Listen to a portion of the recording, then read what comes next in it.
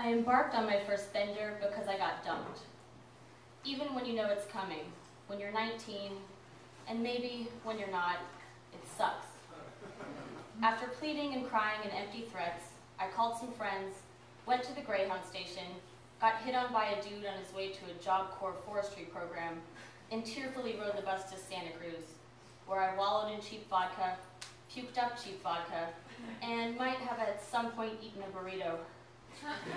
I stumbled through 5 misty, hazy days before catching a ride home. Splitting headache and trembling hands aside, I felt much better than I had before I left. I felt cleansed.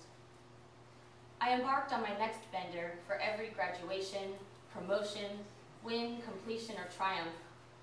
Birthdays and weddings in new apartments in San Francisco with working fireplaces and picture windows with crane-necked views of the Bay Bridge and the Bay. Happy housewarming. When we tied the knot, we toasted with guests and shots of Black Maple Hill bourbon poured into square glasses printed with our initials. I celebrated with white and red wines and club sodas spiked with vodka or bourbon through the midnight reception until almost sunrise. We cheered and spilled and sang in shattered glasses and bendered because we were happy. After a death, after the blood drains from behind your eyes and the world rushes past and is frozen at the same time, there are drinks. Numbing the exposed while hugging the fresh pain close. Memories and tears cascade steady with each swig. The glass bottle bottom a story's end. Pour out a little on the asphalt or the dirt. Wit chases drinks. Now there is talking to strangers who are no longer strange.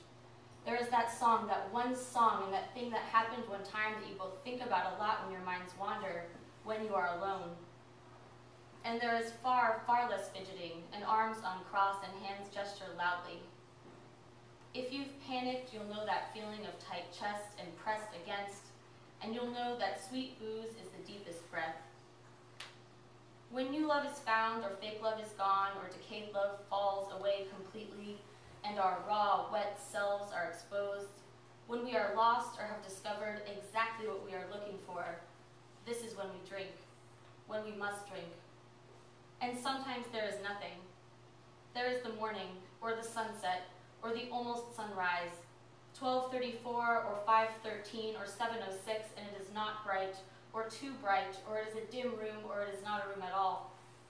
There is an outside or fluttering blinds where it's not hot, or it is raining and there is thunder, or it is one weird week of sticky Portland in December snow, or there is fog because it is San Francisco and there is always fog, blinking away last night, or the last 10 hours of crisp-eyed awake, or your last scene 10 a.m., you press your neurons to spark and feel the day or night ahead, and still there is nothing except a bender. There are always drinks. And after drinks, possibilities rise like after rain steam on sweaty sidewalks, from your warming body in the dark or the sun or the dim room with the blinking bright numbers.